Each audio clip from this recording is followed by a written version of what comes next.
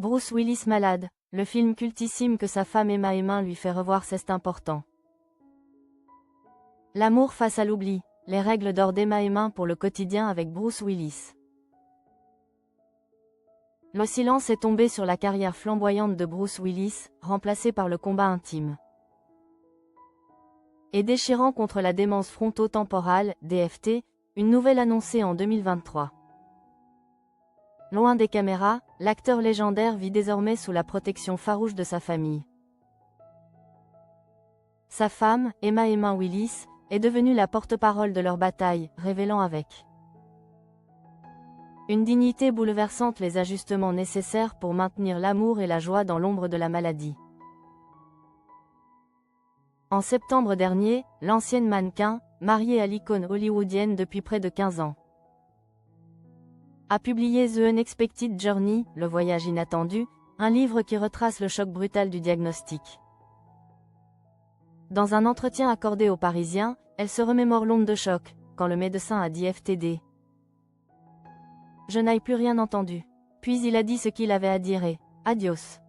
On est sorti sans rien à quoi se raccrocher. Une description crue de la sidération face à cette pathologie neurodégénérative. La résilience du sourire, il y a toujours de la joie, malgré l'immense difficulté d'une maladie souvent comparée à Alzheimer. Emma Heming Willis refuse la vision uniquement sombre du combat. Dans le magazine américain People, elle insiste sur la nécessité de lutter contre le fatalisme. C'est important de ne pas brosser pas un tableau aussi négatif de la démence. Nous rions encore, il y a toujours de la joie. C'est juste différent. Alors que l'année 2025 touche à sa fin, la mère de Mabel Ray et d'Evelyn Penn Willis s'efforce de préserver les rituels qui apportaient du bonheur à son époux, notamment la magie de Noël, une période chère au cœur de l'acteur. Bruce adorait Noël. C'est important de lui montrer Piège de cristal parce que c'est un film de Noël.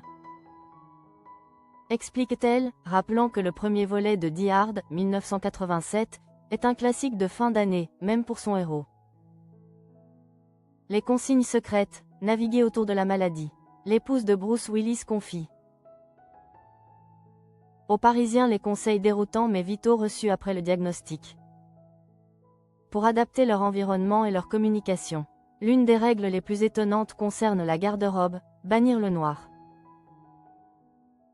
On m'a dit, pas de t-shirt noir, pour une personne atteinte de démence. Cela peut ressembler à une tête qui flotte, révèle Emma Heming Willis. Depuis plus de 2 ans, par amour et par nécessité, l'entourage de la star de Pulp Fiction ne porte que des couleurs claires. Des ajustements cruciaux ont également été nécessaires dans leur manière d'interagir. L'approche frontale, susceptible de désorienter l'acteur, est désormais proscrite. On ne se tient pas face à lui mais de préférence sur son épaule droite ou gauche. On utilise des signaux simples pour communiquer, comme un pouce levé, indique-t-elle. Ces révélations, d'une intimité déchirante, sont le puissant témoignage d'un amour qui se réinvente sans cesse. Elles prouvent que, même face à la DFT, la chaleur humaine et la connexion peuvent perdurer, exigeant un effort quotidien immense pour que la flamme de la joie ne s'éteigne jamais.